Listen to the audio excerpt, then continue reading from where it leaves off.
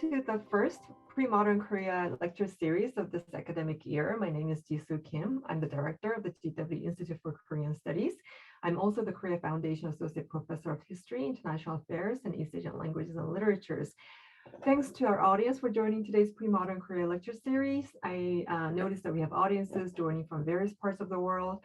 I appreciate your interest in Professor Rausch's talk today. I'm so delighted to have him here with us. His research area covers a broad range of topics. But let me first, before we get into his lecture, let me first introduce him. Dr. Franklin Rausch received his PhD from the University of British Columbia and is an associate professor in the History and Philosophy Department at Lander University in Greenwood, South Carolina. His research focuses on Korean religious history, particularly Catholicism. He has published on such subjects as voluntary martyrdom, the Korean Catholic archives, and has contributed 2 articles on Korean Catholicism to the Palgrave Handbook of the Catholic Church in East Asia. And his recent translation, carried out with Dr. Ji-Eun Han, Anjung-gun, His Life and Thought in His Own Words, was published by Brill in 2020 and has published an article comparing Anjung-gun thought with that of American abolitionists Frederick Douglass and John Brown. He's currently conducting work on Korean Catholic responses to COVID-19 and Korean Catholic historiography. Thank you very much for your kind introduction, Dr. Kim, and thank you to you and the Institute for Korean Studies and George Washington University for giving me this opportunity. It's really exciting to get to talk to you all today. All right. So the basic question that is guiding me for this project is, how do Koreans today make sense of pre-modern Korean history, right? And I'm focusing on the Republic of Korea. So, how do people living in an advanced democracy, a kind of post-industrial capitalist place, how do they make sense of an agrarian, dynastic monarchy that really closed itself off as much as possible from the rest of the world, right? How do they do that? And I'm especially interested in focusing on how Catholic history fits into that, and especially that connected to to Korean Catholics. And I wanted to kind of ask that question as I looked at this kind of material, focusing on what I call the famous and the nameless. So the famous that I'm going to look at first is Father Andrew Kim Dae-gun. Very famous. He almost needs no introduction, but he's the first Korean Catholic priest. And one thing that really attracted my attention was that the 200th anniversary of his birth, his bicentennial birthday, is connected to UNESCO. There was a big effort in Korea to commemorate it. It unfortunately coincided with COVID, so they weren't able to do as many public events as they would have liked. But they made a website, they produced materials that we'll be looking at in more detail later. And what's interesting is they got him connected to UNESCO, right? He was declared a UNESCO patron. And if you look really closely at the PowerPoint, you can see celebrated in association with UNESCO.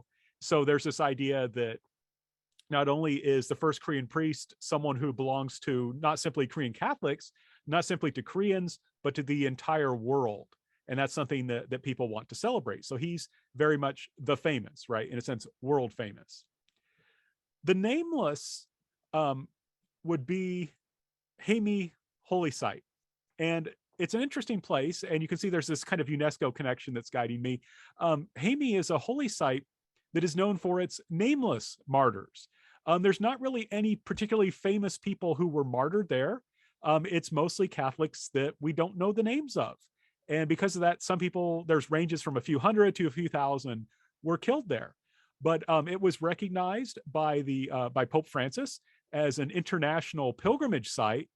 And now there's an attempt to have it listed as a UNESCO site as well. So here it's interesting because they're trying to make, in a sense, the nameless famous. So these are the 2 sites I'm going to kind of look at, and the 2 groups of people I'm going to look at to try and help us understand this. How are Koreans, especially dealing with Catholicism, how are they looking at their pre-modern history? And what's particularly important about that is how awkward that pre-modern history is in many ways, especially when it's Korean Catholic pre-modern history. So for example, there are certainly tensions between the public secular values of today and those of 19th century persecuted Catholics, right? They're going to see the world even if they're all Korean, they're going to see the world in very different ways. And we'll give some examples as I go forward with this presentation. There's a tension between the nationalist goals of independence that most citizens of the Republic of Korea will hold and Catholic universalism. And you can kind of think about this way. Who are the leaders of Korean Buddhism? Well, Korean Buddhists. Who are the leaders of Korean Protestant churches? Well, Korean Protestants. Well, who's the head leader of the Korean Catholic Church? Well, the Pope in Rome, right? Who's not Korean. And that makes it a bit different, right? The leaders of the Korean Catholic Church are not chosen by Koreans. They're chosen by the Pope, right? He selects the bishops. In addition, there's a kind of tension between the nationalist goals of people in the Republic of Korea and the Western imperialism that existed in the 19th century, which had some links to Korean Catholicism. As we'll look at later, Korean Catholics might act as helpers, guides in basically invasions of Korea. So that's kind of an awkward moment when you're trying to think, well, how does pre-modern Korean Catholic history, how does that fit into, how do we make that relevant for today? How do we find anything positive there when it's connected to imperialism? There's also tensions between traditional values of Confucianism that many Koreans treasure today, right? The majority of Koreans still practice some sort of ancestor rites. They may not believe the spirits come down and eat the food, but they're going to offer incense, offer food. But Catholics relativize those values and even critique them in the pre-modern history. So how does that work? So there's a kind of awkwardness there. And also, this story it focuses on conflict. It is a story of Koreans killing Koreans, right? It's a story of Koreans killing Koreans. And to kind of remind us of this, this is this image here.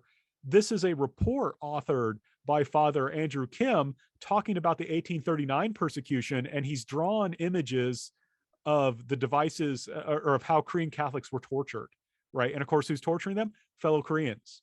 So that's a kind of awkward kind of history.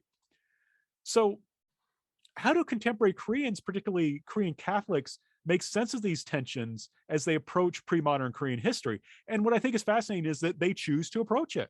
They don't say, well, let's just forget this history. Let's just ignore this history. No, they say, let's look at this history and let's find something positive here, right? And that's what we'll be looking at, how that's done.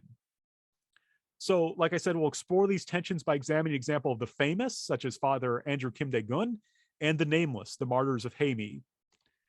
And I'm trying to look closely at what is being remembered, how is it being remembered, and see how Koreans today will attempt to apply that in a way that they hope will be relevant to them and useful to their current needs. So first, like I said, pretty much everyone knows who Father Andrew Kim Dae-gun is. I do want to say a little bit about his life, just so you can see, just to highlight some of the themes. I do want to note this picture again, just to show how famous this person is.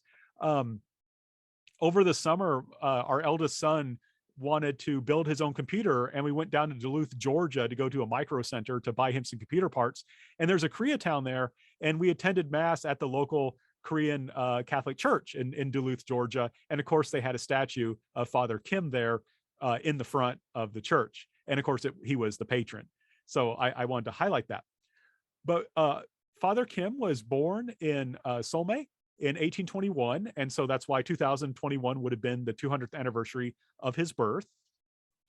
And a lot of the celebrations were in Seoul. And in 1836, he was not only baptized, but he was selected to study abroad for the priesthood. I believe he was first sent to Shanghai.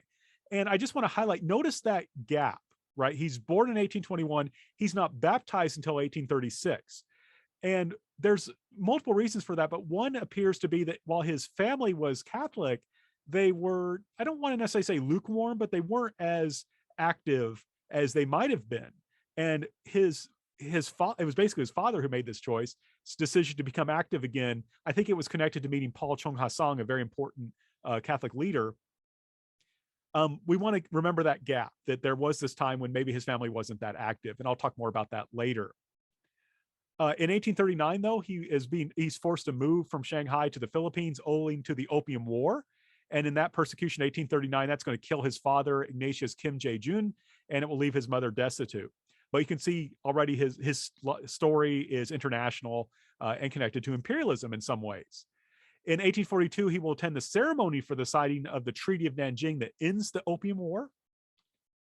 And after that, he's going to travel a lot to try and find a safe way to bring priests into Korea through a land route. So he's going to be going back and forth between China and Korea, trying to find a way to get priests into the country.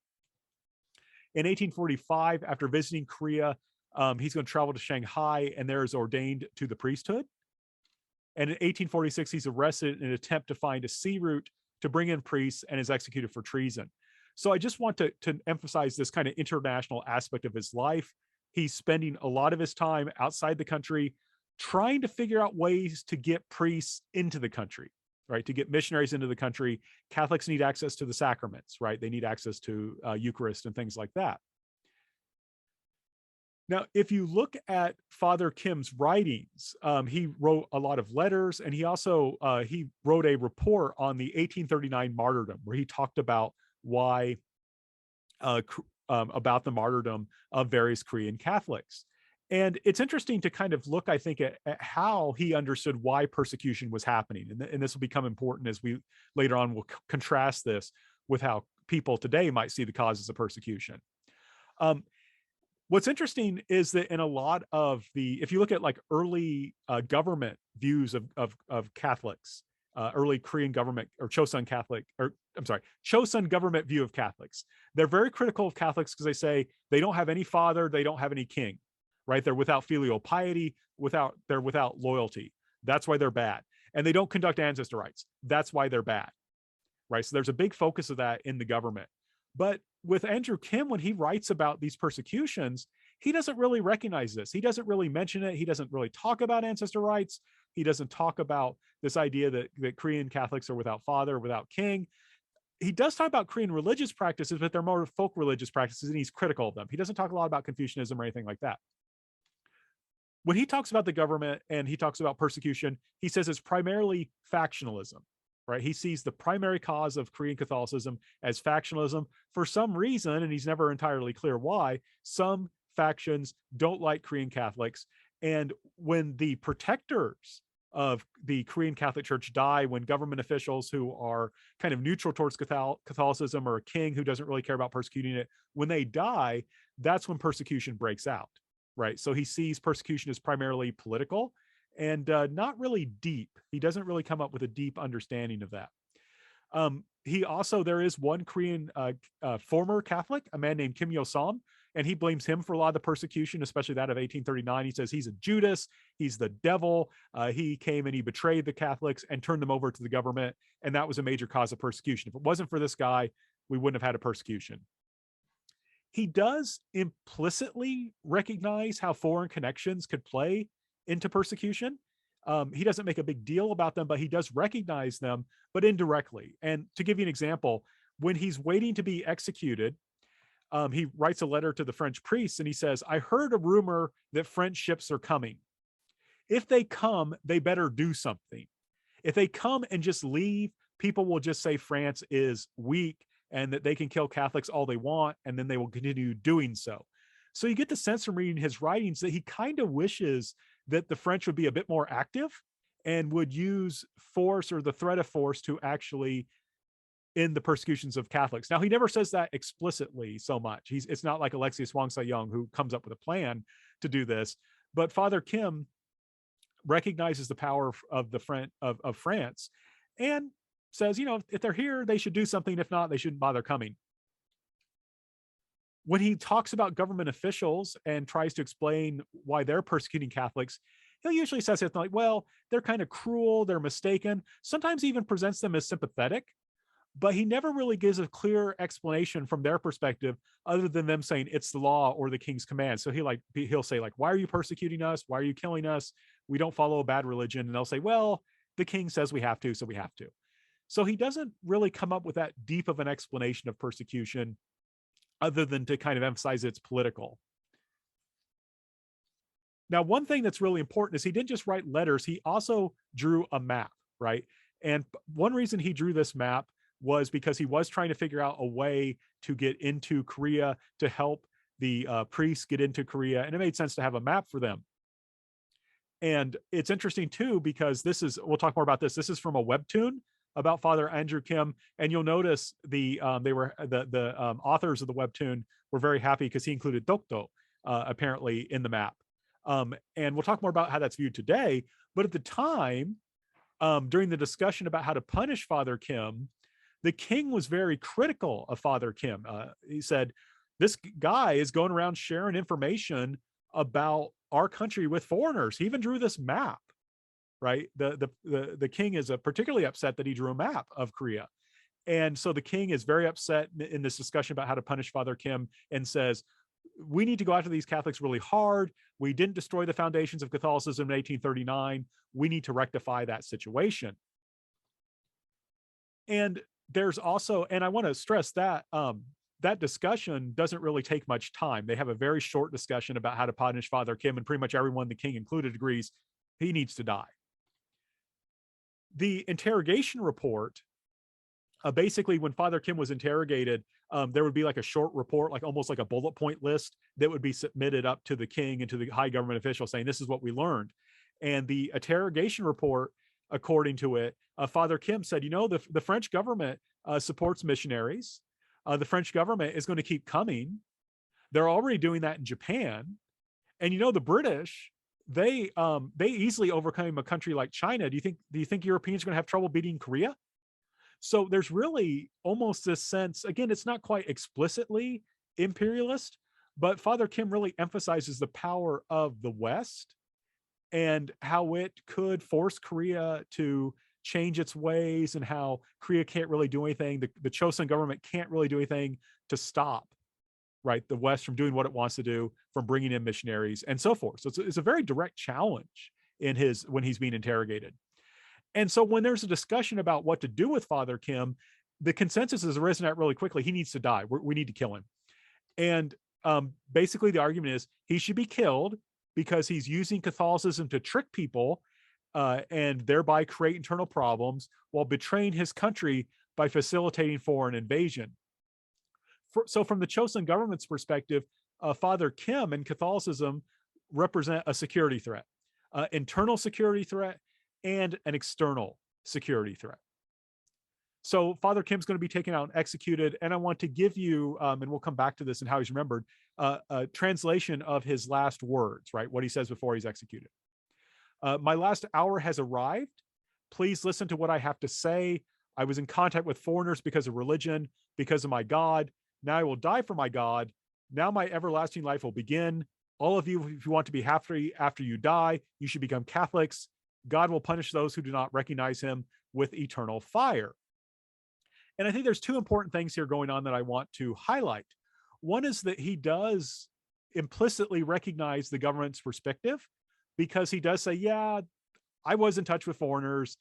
I can kind of see how you might see that was a threat, but I was not selling out the country. I'm not a traitor. I'm not a rebel. I was only in contact with foreigners because of my religion. And if we look at the second part, it's because I want you to go to heaven, right? I want you to go to heaven. I'm not a bad person who wants to betray my country for evil motives. I'm a good person who wants to bring in Catholicism to save your souls. And this is pretty stark, right? I mean, he doesn't say it explicitly, but he's saying, it's a lot better for you if you become a Catholic. If you don't, you might go to hell. Better just become a Catholic, and then you got a much better chance of going to heaven, right? And that's something that sounds perhaps a little grating to modern ears, and we'll come back to that. So there, I just want to give us a sense of some basic outlines of Father Kim, the history that might be uncomfortable for Koreans today as they look back, especially Korean Catholics as they look back. So now, instead of hiding it, though, there's going to be a decision to emphasize it, right? There's going to be a decision to emphasize it. And like I said, we can see that in this decision to celebrate his 200th birthday, which would imply that now for the next couple decades, we're going to, if we got his birthday in here, we're going to celebrate his other days connected to him, right? So we saw this before, but again, I just wanted to highlight it, right? He is being celebrated 200th anniversary, celebrated in association with UNESCO.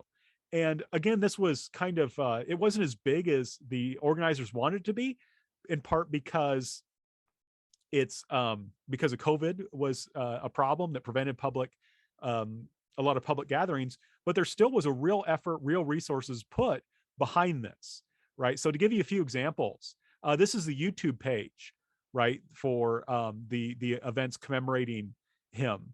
And you can see there's various videos on here. I think it's interesting. Of course, they're emphasizing the pre-modern character, because not only do you have Father Kim, he's got his stole to show that he's a priest, but he's also got the hanbok. And of course, all these kids, they're not dressed as contemporary kids. They're dressed as in traditional Korean garb. And there you have the UNESCO World Heritage person, which I think is really striking. So that's the YouTube channel. And then you had various events that they would have on, that they would record and put on their YouTube channel. So here you've got the commemoration concert. And you can see down here, you've got some various sponsors. You've got local government. You've got the Ministry of Culture.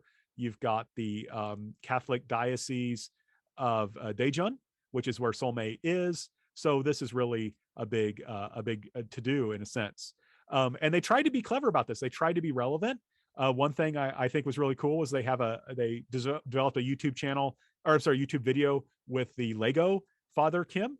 I want to know where I can buy this set, because this is really cool. And they even made, they made a Minecraft recreation of Seolme, the village where he was born. And they had a tutorial, I believe, if I recall correctly, so that you could build your own. And there you've got one of the villagers dressed as a priest, and you've got the information here, so you can walk around in virtual Minecraft Seolme. And they had a video about that. Of course, Father Kim wrote letters, and some of those letters survive, and they made a font based that. So if you want to write something in Korean on your computer, and you want to look like Father Kim's writing, you can do that. And they even made a character model for him. There was like kind of an adult character model that looked very serious, and they had this kind of funny one. And I like they have an evangelism one. They have the mass one where he's elevating the host, excited, selfie, swimming. I think that's funny. And then sleeping, where I like how his blanket looks like a dumpling, and then studying. Right, it's all very cute, but again, it shows the effort and the resources that were put into this. Right, this isn't just one person's effort, and this goes beyond just the Korean Catholic community. Now, one thing especially I want to focus on, is this webtoon. Right, if you go to the website, there is a webtoon with, I think, over 20 and maybe 30 episodes that talk about the story of his life, and it's basically the kind of framing device is a family goes to visit Seolme to talk about him. And I want to go briefly through some of this webtoon so we can see how they tell his story to make this relevant. And they show Andrew Kim as a young boy, and he sees a slave in a neighbor's house being beaten very badly. So he asks one of his family's slaves, what's going on? And says, I don't understand. Why would people be so cruel? Why is it we're nice to upper class people and we're not so nice to lower class people? And the slave says, well, you need to go ask your mom. And he says he asked his mom the same question. I don't understand. Why are they being punished this way? And his mom says, well, it's because his master doesn't believe in God, right? That's why he's so cruel. And then she goes on to explain, God created the world. Jesus became the second person of the Trinity, becomes incarnate in the person of Jesus. And because God created all of us, we are each other's brothers and sisters, right? We're not high or low. We're all kind of equal in this sense. We all have this kind of dignity. And then she goes on and explains there's lots of people who don't understand this message. And in the future, I want you to be a person who takes care of and heals those who are poor. And it's a fascinating story. And it's hard to figure out where to begin, right? Because on one side, I mean, this is just a kind of creative fiction, a pious fiction. I don't know of any record of this happening. Remember, I emphasized that his family was not that devout when he was very young. That's something that seems to be active later. And so there's some problems with this kind of presentation. In addition, Father Kim doesn't talk a whole lot about human equality, but the fact is that is there in some Korean Catholic writings in this time period, especially earlier, where there is this emphasis on human equality. So it's not completely made up that they bring this in. That is something that was going on in Korean Catholicism. There are concerns with human equality. And so what they're doing is they're kind of emphasizing that and putting it with Father Kim, even though it doesn't necessarily belong all that much with him. He's much more interested in spreading Christianity than in healing the poor. He is concerned with the poor. He is concerned with taking care of them. But the 19th century Korean Catholic Church was not in a position to make broad efforts to help the poor of Chosŏn, Korea.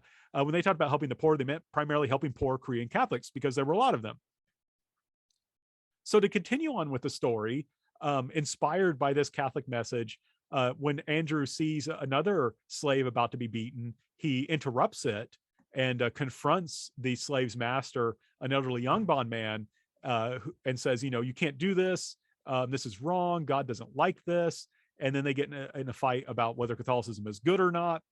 And then Andrew Kim defends Catholicism, defends God, defends the slave, and the guy stops beating him. And what's striking about this is presented as why they had to leave Seoulme, right? And again, it's the idea is that Andrew Kim was such a good guy. He believed so much in human equality that he stood up as a young child to this Yongbon figure. And because of that brave stance, he was forced to leave his home, which is just, my understanding is not, I've never seen that in the records. That's not why they left. And what's interesting is that this continues throughout the webtoon, where they add some more things that some kind of creative stories.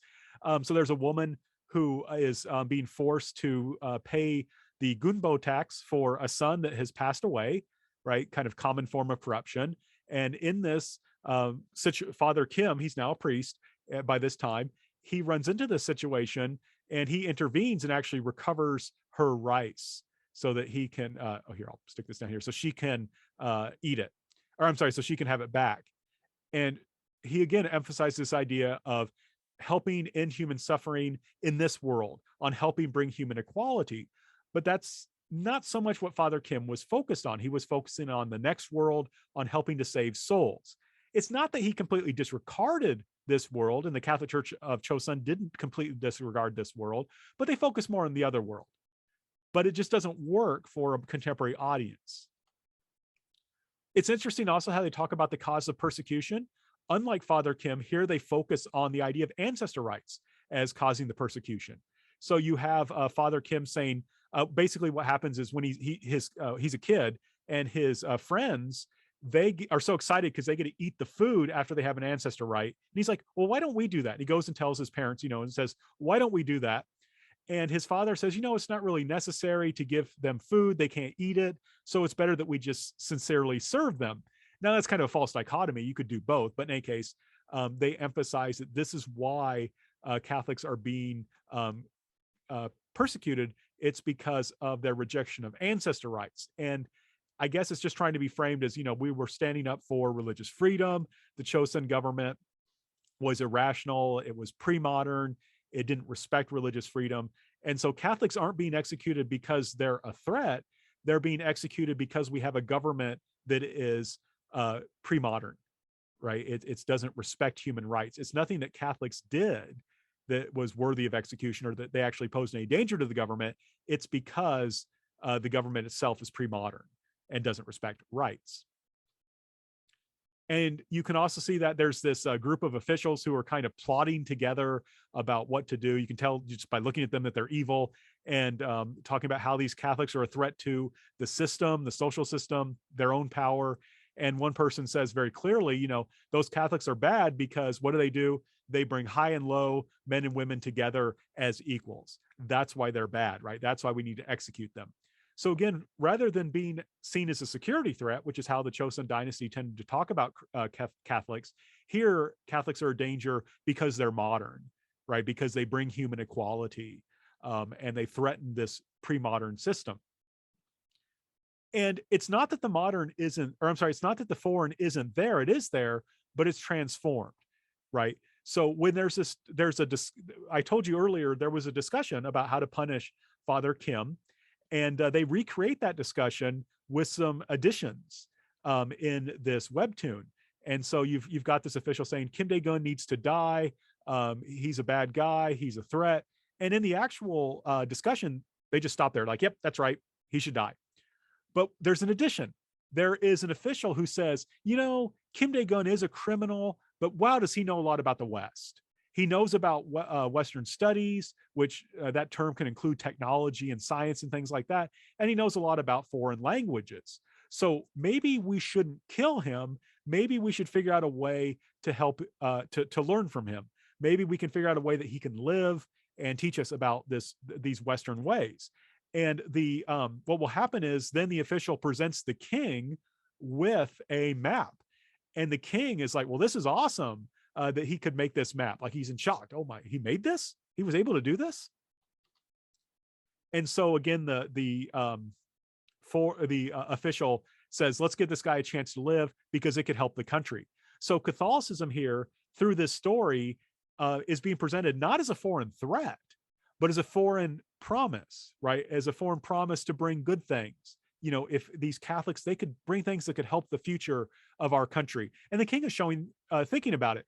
And you can kind of follow this through. Hey, if we Koreans, if we would have modernized early, we would have learned from these Catholics, we learned from the West, we could have built a strong country. We never would have been colonized by Japan. If we were never colonized by Japan, we never would have been divided, right? That's the kind of implied history here. Now, again, I have to stress, this is almost completely made up. I had to confirm with Dr. Rowe, who I think is in the audience, kind of a Father Kim expert. But this basically comes from a Catholic source that says one government official said that Father Kim knew a lot and that he respected him because he knew a lot. And from that, they kind of weaved this whole story. Didn't happen. In the kind of fiction account, what happens is that official goes to Father Kim and says, will you give up Catholicism? You can get married. We'll give you a job because we want your knowledge. But Father Kim refuses. He says, no, I have to die for my faith. But of course, none of this happened. And in the webtoon, instead of, as he's led off to being executed, they haven't been executed. They don't quote his final words, but they do kind of summarize them. And they say specifically, I had contact with foreigners because I wanted to learn how to be a priest and so I could undertake pastoral activities. Not because I was up to anything, not because I wanted to commit treason or anything like that. So they don't quote those words exactly because his final statement is a little uncomfortable. They do, though, get the substance, and then they talk about him being executed.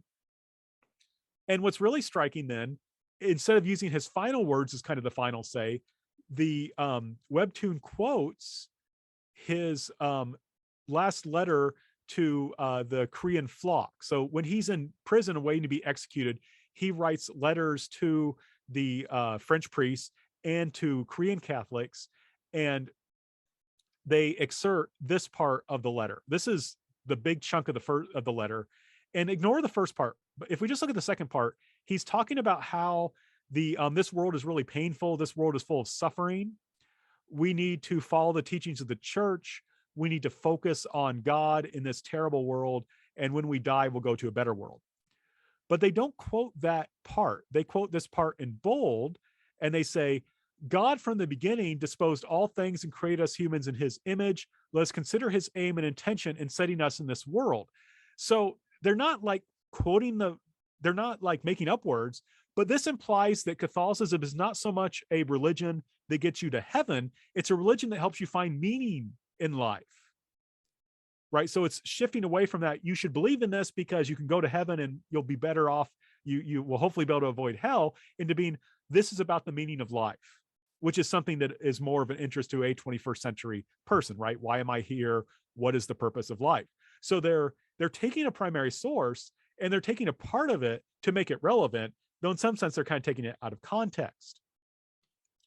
And the webtoon ends celebrating Father Kim's international fame, talking about how Seoul now has become a holy site that's famous throughout the world and is in a sense making Korea famous. And I just wanted to highlight again, this is kind of connecting both religious and secular sources of legitimacy for Korea. Because on one side, this is emphasizing UNESCO, but also they have, this is a picture of Seoul, the house that was recreated to be like what Andrew Kim would have lived in. And there's the statue of the Pope who visited in 2014, right? So there's this kind of bringing in this kind of overlapping international authority and legitimacy from a secular organization like UNESCO and the UN, and a religious organization, in this case, the Catholic Church. So that was the famous. Moving on to the nameless, we'll look at Haemi Martyr Shrine, right? The Haemi Sungyo Songji. And first of all, I need to say a little bit about Haemi. So Haemi was a special region under military jurisdiction during the Chosŏn dynasty. And why is that important? Well, traditionally, if you wanted to execute someone, like a governor wanted to execute someone, they would pass sentence, but then they would have to check out things with the king first before they could execute him. The king had to give the final say when you had an execution. An exception was places where there was military jurisdiction, like Haemi. That allowed for executions to take place and then be reported later. So kill first, report later, right? Instead of report first, then kill first, report later.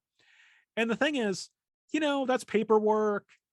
This person wasn't that important. Let's not bother, right? It doesn't seem that all cases were always reported, right? They may go ahead and kill people and then just never bother with the whole reporting thing.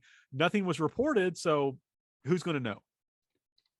And the thing about Haemi is it overlaps with Nepo, which was a very important center for early Catholicism, right? It's a very important center for early Catholicism. And so that meant that there's going to be a lot of Catholics who are going to be killed, which there isn't really any good records about, right? There's going to be a lot of Catholics who are executed here that not much is known about them because they were never reported. So that's why Haemi has all these nameless martyrs. Some say hundreds, others say thousands. And just to give you a sense of what we're talking about, this is the region southwest of Seoul. And here is a Catholic map marking some of the important parts of Haemi, this region. Now, what's interesting about Haemi is there are some named martyrs. The most famous is famous not because of himself, but because he's related to Father Andrew Kim, right? The great grandfather of Andrew Kim was martyred at Haemi, Pius Kim Jin-Hu. So they have a statue of the three martyrs there, and they've got them here as well inside of the Haemi shrine. But they're not the focus. And in the history of Korean Catholicism, they're not particularly important leaders, right? Like I said, the most famous one is famous because he's related to Father Andrew Kim. But there are a lot of nameless ones there. And it's in particular, and this is where things get a little complex and get a little awkward, a lot of them are people who were executed in the wake of the Oper expedition. So what happens is in 1868, there's this Prussian adventurer named Oper who wants to force open Korea for trade. He's based out of Shanghai. He wants to force Korea open to trade. He makes contact with a French Catholic priest, and they hatch a plan to steal the bones of the Korean king's grandfather, right, the Taegån's father, and hold those hostage and force the Korean government to allow trade and to allow religious freedom for Catholics. And they find an American named Frederick Jenkins to and force him to, or I'm sorry, not force him. They find an American named Frederick Jenkins to finance the expedition. And incidentally, he was born in South Carolina, just a few hours from where I'm at right now. And they go and they try and steal the bones of the Korean king's grandfather, Taegån's father, which is here. And they fail miserably. They don't succeed, and they're forced to retreat, and they look really bad.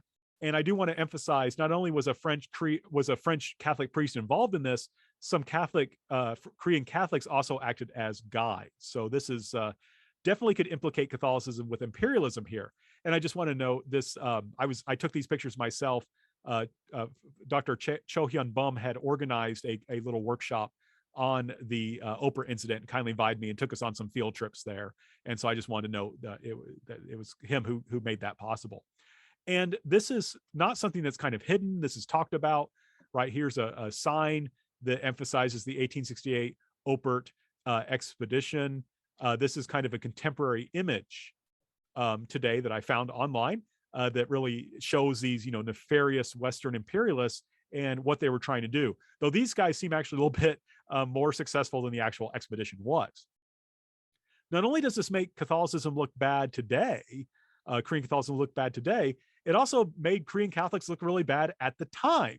And this is near Napo. This is near or in Haemi. So what that meant was after this expedition in 1868, a large number of Korean Catholics are going to be executed at this site, right? So this is going to be a very important, so this area, this under military jurisdiction becomes kind of a Catholic holy site because a large number of Catholics are going to be killed there. The problem is we don't know much about them, right? And so they have some monuments there, and I'll talk more about the park or about the holy site momentarily. But here it talks about how Catholic prisoners are being killed here. Here you have a recreation of that pond, right? And they have statues of the Catholics drowning there. They've got a recreation of the Catholics being drowned there. And it emphasizes how this was a place of mass death. It wasn't like you took out one person, executed them. This was a place where, hey, we got to kill a lot of people very quickly. Let's just drown a bunch of them. There's stories of them being buried alive and terrible things like that. And a lot of this came out of the Oper expedition. And here you have some of the remains of these Catholics. They're housed at the Holy Shrine. And I just want to emphasize with showing, I want to show you a lot of pictures of this place so you can see there's a lot of resources here. This isn't like some out of way shrine that no one wants to talk about, that they're kind of embarrassed by. This is something big, right? And you can see here's some tombs that house relics of the martyrs. Here is the front gate, right? And you can see they've got this they got a gate here, and then they got another gate here, and they've got this tower. And here's the grounds. You can see they're very well taken care of, very expansive.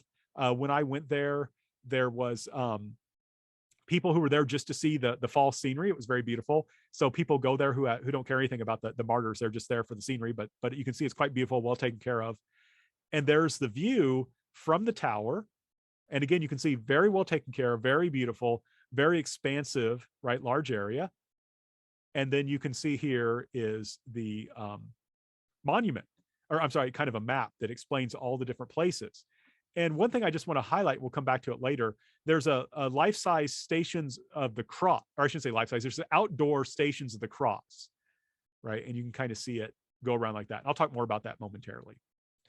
And there is a monument where the Pope went. The Pope Francis in 2014 visited there.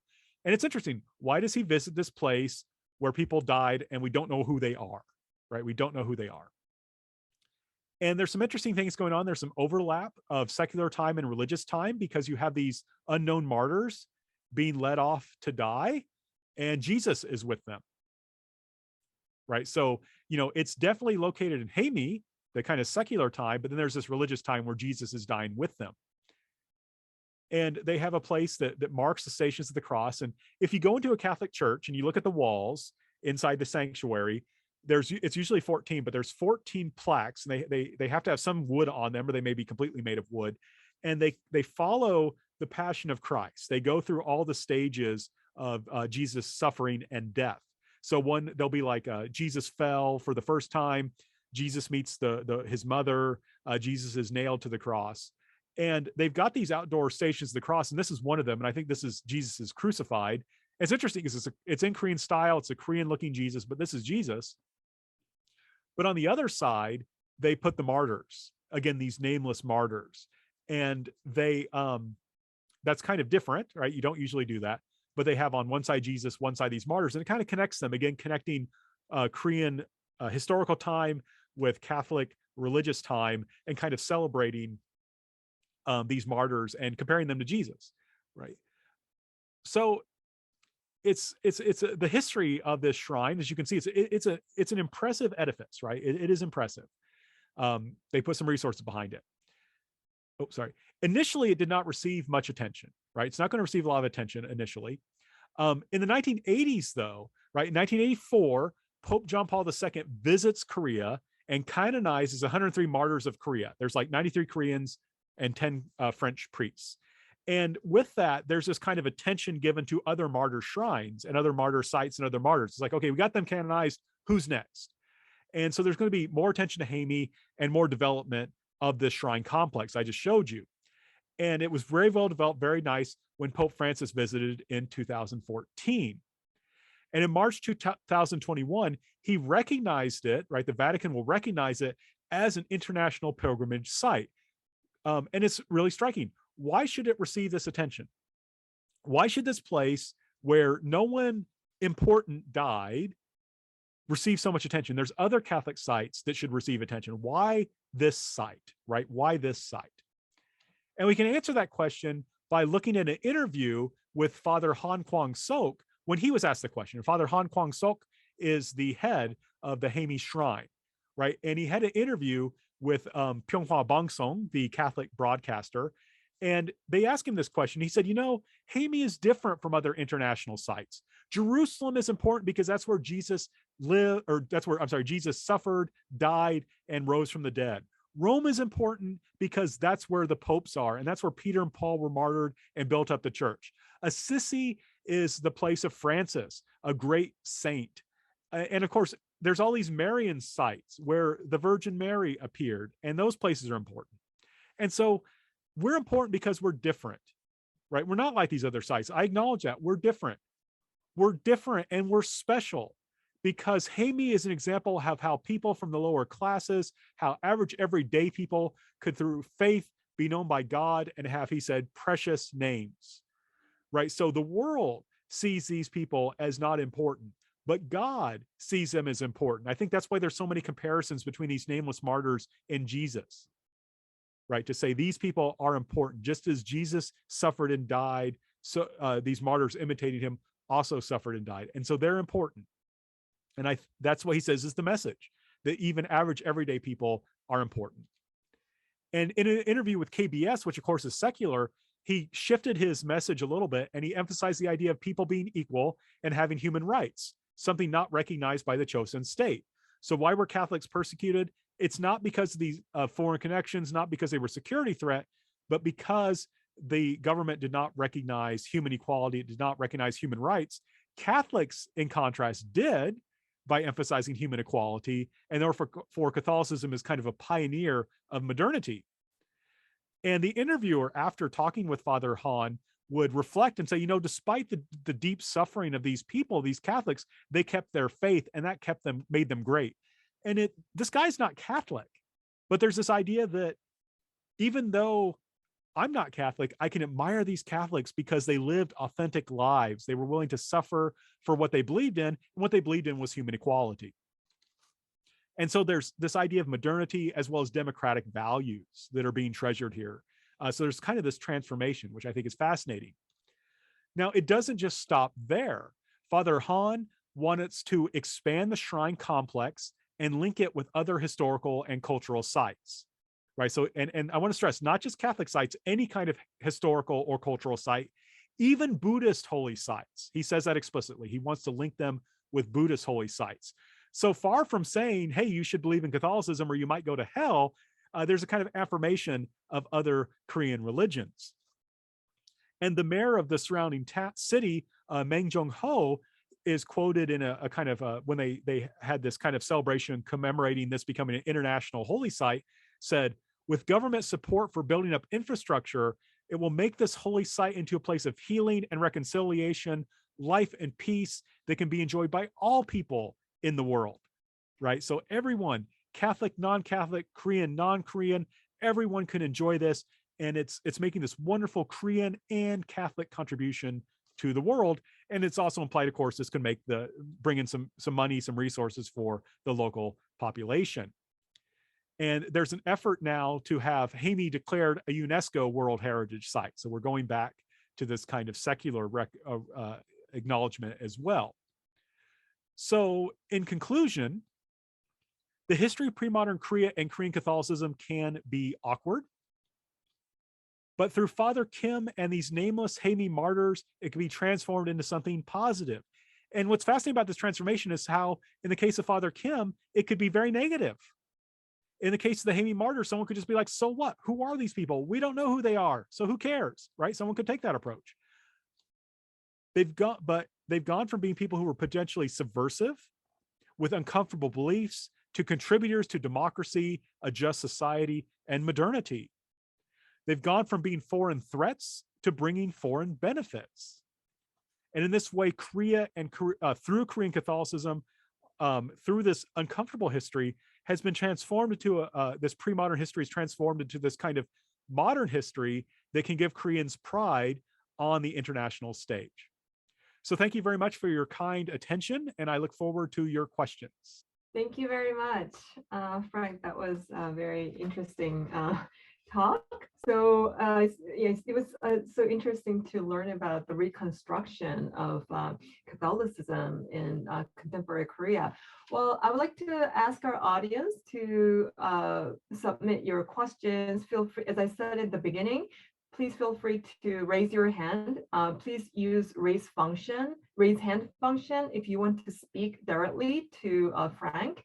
If not, you can also type it.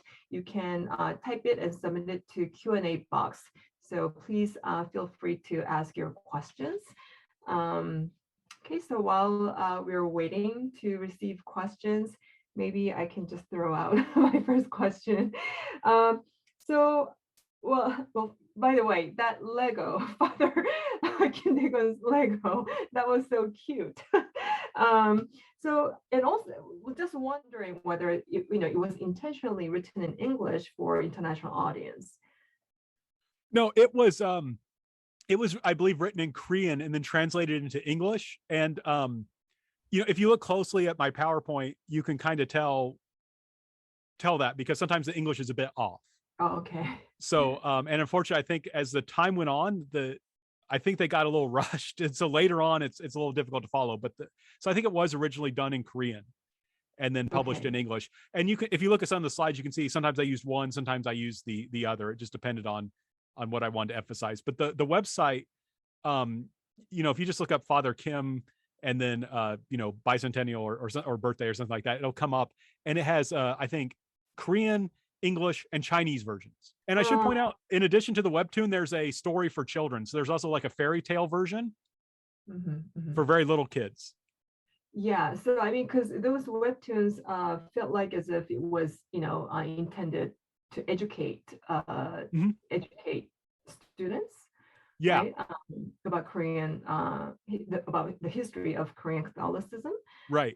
So I guess my question is, so how do you make sense of all this, reconstruction in contemporary Korea about these? I mean, you mentioned it in your conclusion, but I guess for me, like, when you say awkwardness, and so some of them were a little unclear to me. So how do you make sense of this, recreation or reconstruction of Korean Catholicism, trying to kind of, shift into positive light? I mean, you mentioned about emphasizing, human equality, democratic values, and so I guess, is this something that Catholicism was something trying to lead these, like the modernity was at the forefront of modernity in Korea, or so what's the intention there? So how do you make sense of all these? Well, I think there's several things going on. One is just there is a very proud history, of course, among Korean Catholics and even Koreans who aren't Catholic, of just, of the martyrs and things like that. And if you look into it, though, there is those awkward moments, because there's those connections. It's like, yeah, we were bringing in priests. It was kind of illegal to do that.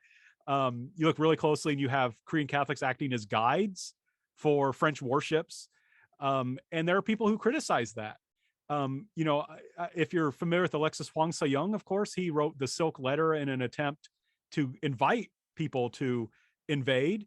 My understanding, his contemporary clan, a lot of people descended from him or related to him, want nothing to do with him because of that. And his tomb does not receive the attention that Andrew Kim does. So you can tell, if you look at just when Catholics are writing their own kind of history, you can tell there is that attempt. It's like they're patriotic and they're faithful. Well, what happens when your faith and your patriotism kind of conflict? What happens when Korean Catholics do things that don't really fit with a kind of patriotism? And so there's an honest attempt to just work through that.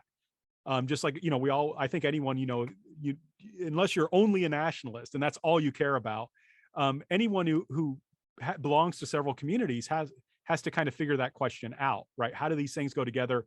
What happens if they disagree? And, I do research on An Chun-gun, and that's one reason why Catholics make such a big deal about An Chun-gun. They're very proud of him. no Catholic signed the March 1st Declaration of Independence, not a single one. And some I've had Korean Catholics tell me that they were sad about that none of them signed. And so it's very important for them to find patriotic figures and to be able to say, I can be a Catholic and I can be proud and I can say that my faith contributed to the development of Korea. And I think that's just a natural human desire when, if you belong to multiple communities, to figure out a way for them to come together, right? If you're a Muslim and an American, how do you bring that together, right? And also, I think there is some kind of some criticism there as well. There are people who will criticize Christianity and say, well, Christianity, it's bad for Korea. It brings in foreign influence. And what's more foreign than Catholicism? Because like I said, who chooses the leaders of the Korean Catholic Church? The Pope does. Mm-hmm. There's also a tendency, I think, in Korean Catholicism to lean towards a desire to act responsibly in society. Like I just was working on Korean Catholicism and COVID. And basically the Korean Catholic Church's response to COVID was following or adhering to guidelines is theologically important because it shows God's injunction to love your neighbor, right? We Catholics have to follow the guidelines, even if it means not going to church, even if it means not going to communion, because that's what loving your neighbor means. And I don't want to go too into it because this isn't a talk on COVID, but the idea is that in Korean Catholicism, there is an emphasis on social justice. There is a strong emphasis on the idea that we should be active in society to do good. Mm-hmm. And so it makes sense that, okay, we like Andrew Kim, we're proud of him. Let's find stories about him where he's doing good. Let's find stories about human equality, right? And of course, Cardinal Stephen Kim Soo-hwan, right, the human rights activist, cardinal, a lot of them will look to him and see that kind of continuity. Hey, we Korean Catholics, we've always been concerned with social justice. So we want to write that back into the story of the martyrs. I'm sorry, I hope that answered your question. It's very long-winded. Yeah. Thank you. So we have a few questions that we received from our audience. So I think the first question is from Minjin Kang. She says, thank you. As a Korean, I didn't know much about Saint Kim. After Andrew Kim got executed, did his followers also get executed? Sure. I think if I recall correctly, it's been a while. He was, there were some people captured with him. They were, I believe, executed separately. So when he was arrested, he was part of a group. They treated him a little bit differently because of his importance. And so he was executed at a different time. But there is a minor persecution. So he came to Korea and his dad died in the persecution of 1839. And then he came to Korea, got caught, and that touched off the persecution of 1846, which wasn't as bad as the one of 39, but it did involve just more than him. Mm-hmm. So it wasn't just him and his immediate followers. They went and arrested some other Catholics too. Okay, thank you. So next question is by Sandra Park. She says, thank you, Dr. Rausch, for this fascinating presentation. I am curious whether the Korean Catholic historiographical projects meet Korean Protestant historiography, especially around the location of modernity in Korea's past, given how people, scholars included, have seen Protestantism and modernity as intimately entwined. I wondered whether the Catholic history projects are not only speaking to the global audience, but also to other Korean voices by retrieving this earlier origin point for Korean Enlightenment modernity. Yeah, no, that's a very good point. And so I haven't read everything that Korean Catholics have written. I don't run into that as much as I would think, though. Like, I think it makes sense. We would expect there to be a lot of that. There's not as much that I've seen as I would expect. I do remember, and I apologize because it's been a while since I reviewed this, but there was Sister Anna Kim Oki, who was an early pioneer in the history of Korean Catholicism. She, I once remember, had a public argument with a Korean minister about this issue, where basically the Korean minister, who was also a historian, they had a symposium at the Hanguk Kyoesa Yongguso, and the Korean minister was very critical of Korean Catholicism, said, you guys were not nationalist enough. You basically in the 19th century, you were active in society in a bad way. Then you hid away from society when you should have been active in resisting the Japanese. You weren't patriotic enough. And she went after him very strongly. And I haven't seen as much of that, right? I would have seen more. I wonder if that's something that will develop more in the future because it makes sense. I've been on panels that in the United States that deal with that. I think that is something you might see in more North America. It just doesn't happen as much as I would think it would. It always feels to me like something that's in the background. And I think I'm going way out on a limb here, so I'm not 100% on this, but I get the sense that Catholics feel this, but they don't want to say it directly because they know that they can't quite compete with Protestant Christianity when it comes to modernity. But there are Catholic efforts to show, hey, we were modern, we contributed to the vernacular and things like that. But they really can't compete with Protestants. And I think that's one reason they kind of maybe aren't going to talk as much, but that's just a guess. Great. Next question by Semi Park. Thank you for a good lecture. However, in Korean society, ancestral rites and filial piety are still important. Korean Catholics also perform ancestral rites or visit graves. I wonder if this localization is observed only in Korea or similar in other countries. Yeah, I mean, the point you raise is a fascinating one, and frankly speaking, I'm confused about the comic, and I wonder why they take that approach where they mention ancestor rites, because so in the comic, it's very critical of ancestor rites and says, why would you do this?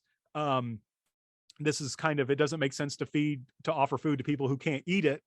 And what's interesting is Korean Catholics in the 19th century tried to be as nice as they could. Like one, I can't remember who it was, but one person under interrogation said, well, it's not a sin for people who do it because they don't know they're not supposed to. Right. And it's interesting. So I don't know why the webtoon takes such a strong stance, because Pak Sun-Seng-nim is exactly right. Catholics do observe ancestor rites. They are adjusted. There's a guidebook on how to perform Catholic ancestor rites. There's certain things you're not supposed to do. There's certain prayers. Pyeonghwa Bangsong actually runs around the time of Chuseok. They run commercials on how to perform ancestor rites in the Catholic way and what you shouldn't do. So I don't know why they take such a strong line in the comic, because again, Pak Sun-Seng-nim is exactly right. Korean Catholics do these things. So to the first part of the question, yeah, I'm just confused why the comic is so strong about that, because Korean Catholics totally do these things and don't see an issue with it. So I don't know why they brought that in. And it'd be something I'd like to ask the author. In terms of localization, I think you see it in other countries as well. So my wife is from the Philippines, and it's interesting how much Catholicism there has melded with traditional pre-Catholic practices, and how especially concerned for the ancestors.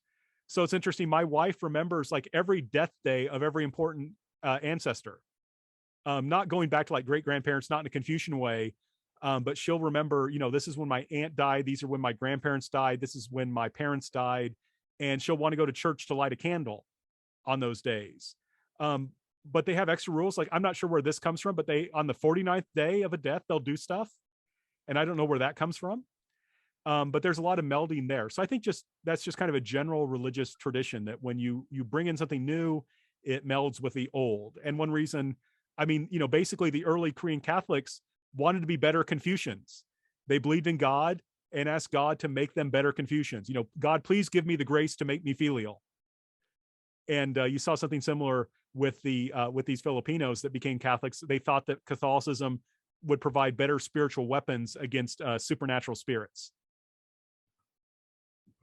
Okay, thank you. I have a related question, actually. So, because if you look at Catholics and Protestants today in South Korea, like Protestants are more strict,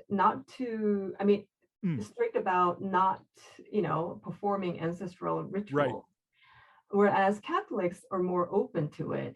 I mean, is that because of its history, like the kind of, the kind of persecutions, and because Catholics were the ones that first, encountered against Confucianism in the late Chosŏn, and I mean they have that whole history compared to, let's say, Protestants who came in much later and were not persecuted.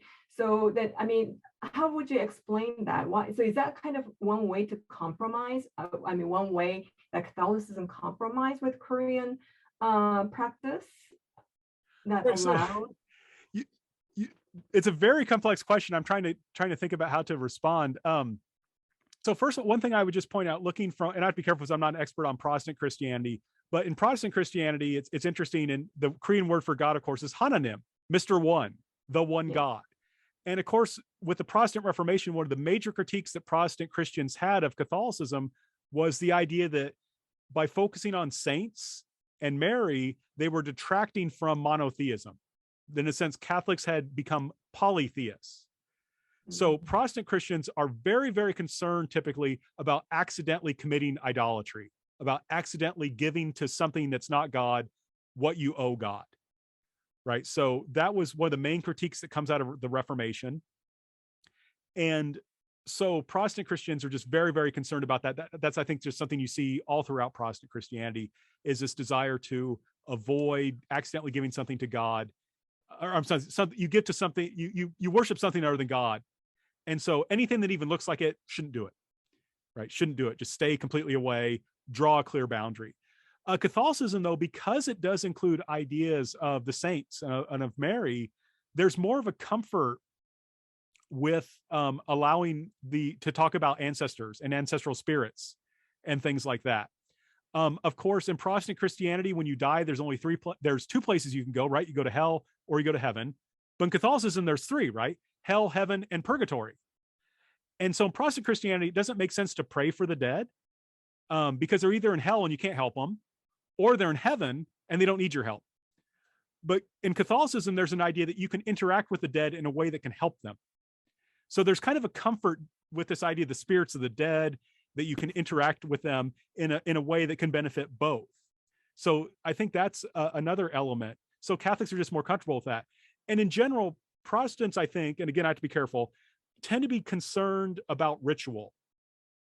There's an idea sometimes that ritual can detract from the spontaneous heart faith in God. Catholics are very comfortable with ritual, right? I mean, if you go to Korean Catholic Mass, it's just one ritual after another. And so Catholics, I think, just tend to be more comfortable with rituals like the ancestor rites. Now, what happens is, and I'm going to get the years wrong, but in the early 1930s, the Japanese bishops have this problem because Catholic Japanese are being asked to perform Shinto rites and to bow towards Shinto gods. And they decide to revisit this question, and the bishops in Japan will talk to the Pope, and they basically decide these are civic rituals that you can conduct, that they are similar to saying, I pledge allegiance to the flag, and therefore Catholics can interact with them. And that led to a reconsideration of ancestor rites.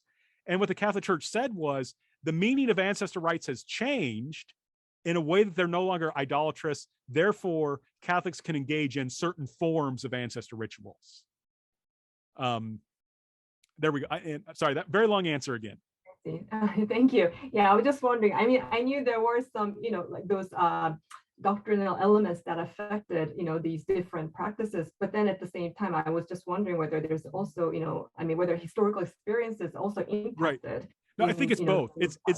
It's the theology interacting with the history. Okay, next question. Leslie Hickman.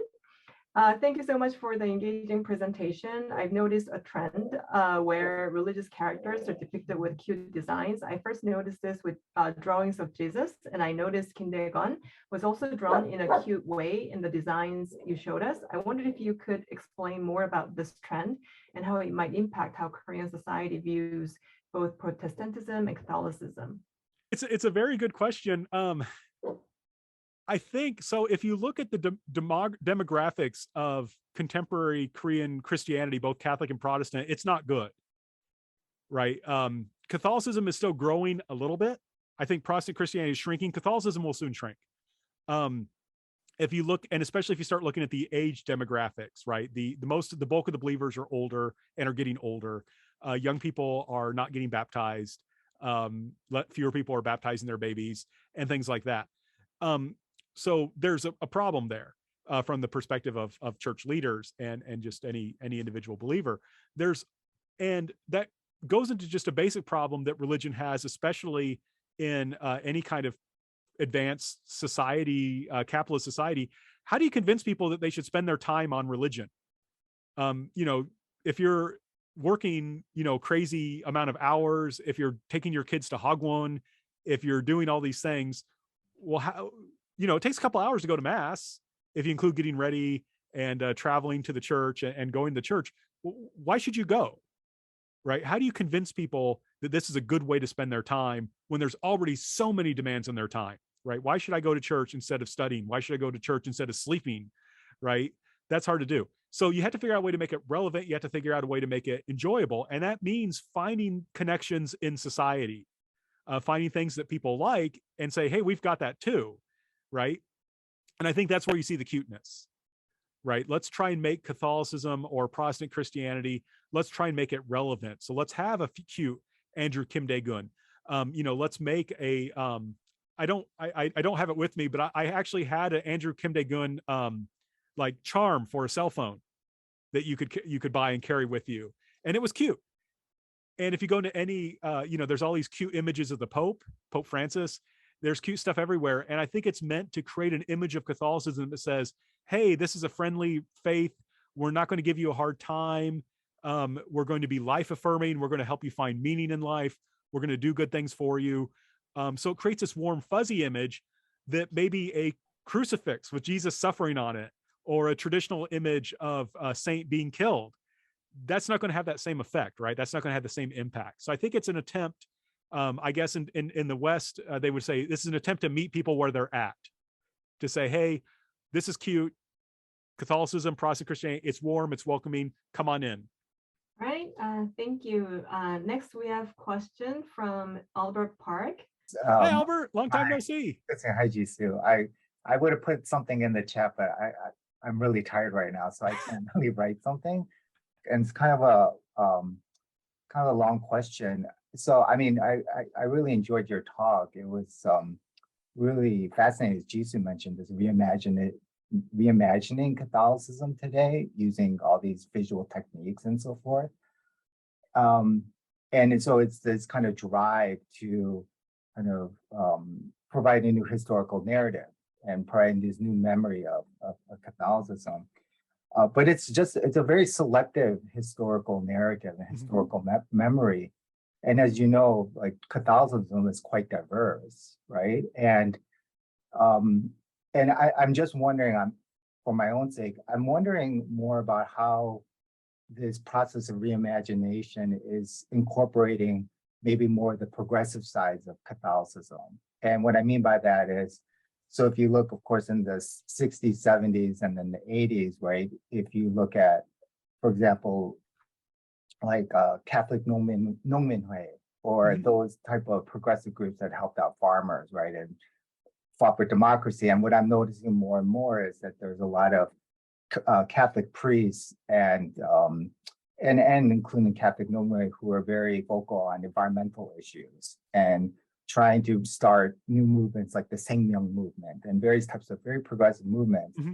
But I do notice and maybe because I don't know the historiography of Catholicism well or how it's depicted today in Korea, but they're not discussed as much as maybe, of course, what happened like in the early Chosŏn period, like of Catholicism. So could you speak a little bit more about these type of progressive lines of historiography in Catholicism today? Okay, thanks. Oh, thanks. So yeah, that's a difficult question.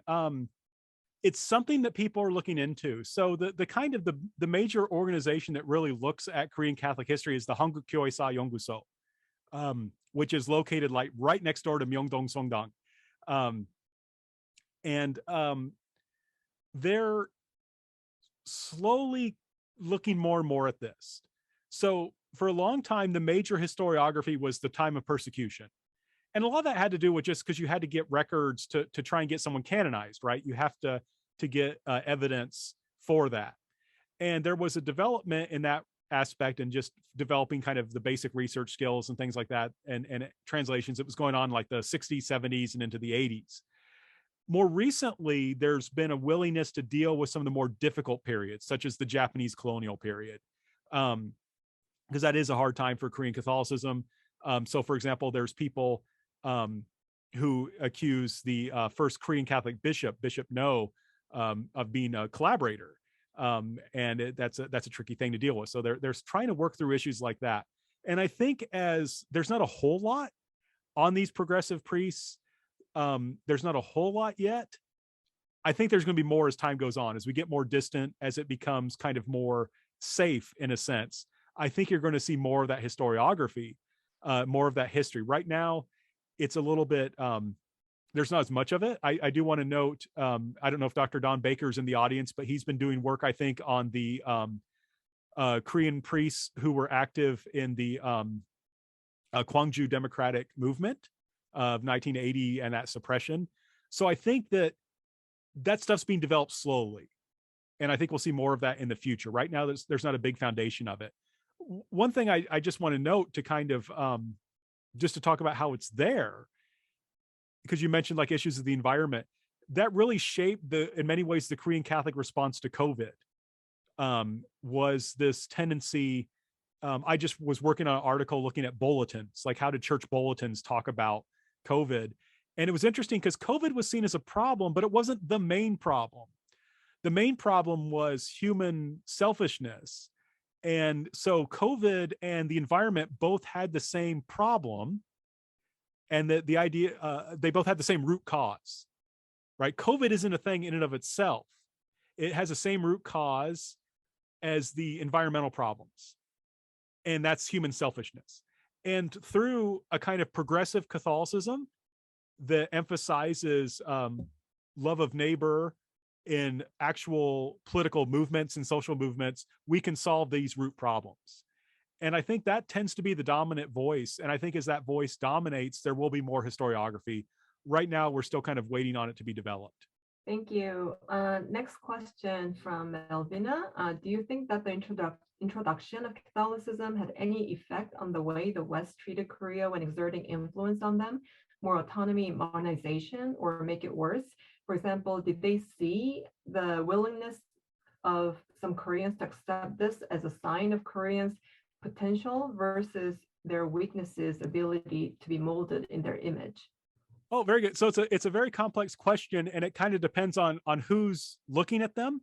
So, of course, from the perspective, the Protestant Christians actually kind of struggled in some ways with how to deal with Catholics, because on one side they recognized that they were martyrs, and they respected that. They said these Koreans, they died for Christ, so that's really something cool. But they died for a very seriously flawed form of Christianity, and so they didn't see them as really modern. So these, and I actually did some work on this on Protestant understandings of Korean Catholicism. It's changing, but until recently, it would kind of be like Korean Protestants would look at, they would write like a book like, this is the history of Christianity in Korea. They would look at Catholics until Protestants arrived, and they could include Catholics as martyrs. And then after Protestants arrived, then the Catholics go away. Because now the true Christianity is formed up, but we got to include the story of martyrdom.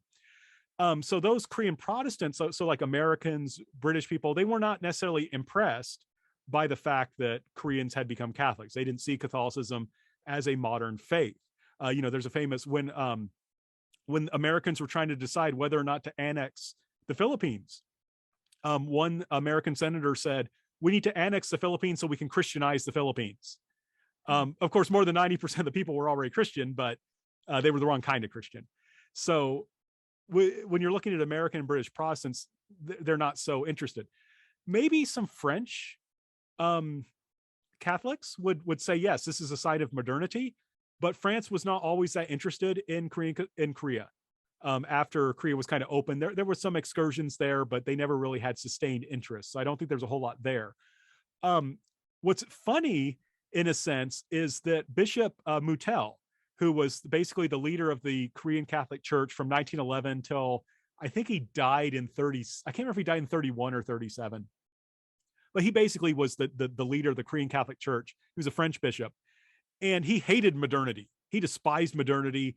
When Thomas Anchung-gun said to him, "Hey, let's build a university. The Catholic Church should sponsor a university." He said, "Oh, don't let Catholics learn modern knowledge. It'll make them, it'll distract them from their faith."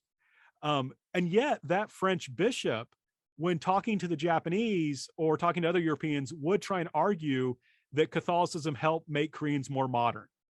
And he did that when he wanted to argue that Korea should have, that Catholicism should have a place at the table.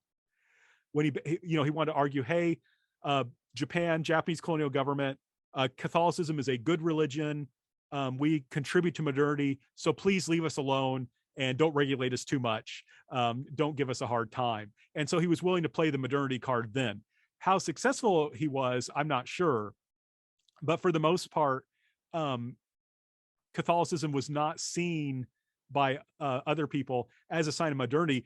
Or actually, now that I think about it, though, some American Catholics argued that Catholicism was a sign of modernity, right? So, for example, the Maryknoll missionaries who come in the 1920s, they will present Catholicism as a modernizing force. So it just gets tricky. It just depends on who we're talking about. Catholics want to say they're modern. Other people may not agree. And French Catholics, maybe not so modern, but we'll play that card when it helps us. All right, thank you. I think we have about 3 more minutes. Maybe we can take one last question. This is just out of curiosity. Mm-hmm. So I think, because I wasn't really aware of martyrs in Haemi. Right. And it's interesting how they are really, reconstructing the site and trying to really, appeal to I guess very broad audience. So, but how detailed do you know about these martyrs? I mean, how many people died there? Are they mostly like really, non-elite people who died there, or? So could you explain more about these martyrs? And also, like in one of the images that you showed, I noticed that out of, I think it was the image where in the middle there was Jesus, and then there were, martyrs next to him, and there were 3 women and 1 man. So you can see the presence of women here in the martyrs, among martyrs. So could you kind of explain more some of the details about these martyrs? Well, it's tricky because there's always a tendency to exaggerate. And it's tricky because there's mass graves. And so how do you know that someone's, the remains are necessarily that of martyrs or not? And one clue was sometimes the mass graves, they'll have like a crucifix, which would indicate that there was probably a Catholic because they had a crucifix on them when they died. So there's not a lot of textual evidence. And in fact, it's really hard to find information. As I was preparing for that, I was trying to find stuff. There was only like really one book I could find that gave information that went into deep detail, and I couldn't get it. So it's very different from the life of Father Andrew Kim. In a sense, that's what lets people be creative, because we don't know. We know that they were there, but I've seen ranges from the hundreds to the thousands. And it's hard to believe that it was thousands.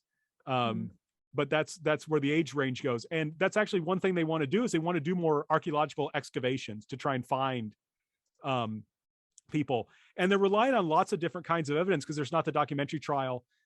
So for example, I think there's a hill nearby named like the Jesus Mary Hill. And that's because non-Catholics heard the Catholics shouting that. And so they named it that. So there's that kind of evidence. So we just don't know a lot about the people. And that's, in a sense, I say that's what makes it an area of interest, because you can kind of write your own story when you don't know who it was exactly. And like I said, it's not clear to me that necessarily not everybody that's there would necessarily be a Catholic. So they have to rely on, there was a crucifix found with this person. But it's interesting. It's hard to get that kind of the detailed information you ask. If you were to ask that question about Father Kim, I could name like 5 or 10 different books. But with the Haemi martyrs, it's just not there. I guess it just remains nameless. Right, yeah, exactly. And so it was just really, in a sense, it was very creative how they dealt with that to say, okay, why are they important? Because they're nameless. It's not a problem, it's an asset. They Right. represent the common people, equality, democracy, modernity. Yeah. Okay. So we have one last comment from Oh. your advisor, Don. Oh. So his only comment is that he wants to say that you have done a great job explaining the complexity of Catholic historiography. Thank you. Well, thanks so much, Frank. This was very exciting and interesting. And, I mean, I learned a lot through your lecture today about how it's being remembered and also, reimagined, reconstructed in contemporary Korea. Thank you so much. Well, thanks to our audience for joining us and staying until the end. We'll have another Premodern Korea lecture series talk end of October, a month from now. And that talk will be by Dr. John Lee at Durham University. But please join me in thanking Dr. Frank Rausch for giving his wonderful lecture today. Thank you, and hope to see you in the next lecture. Thank Bye. you all. I appreciate it.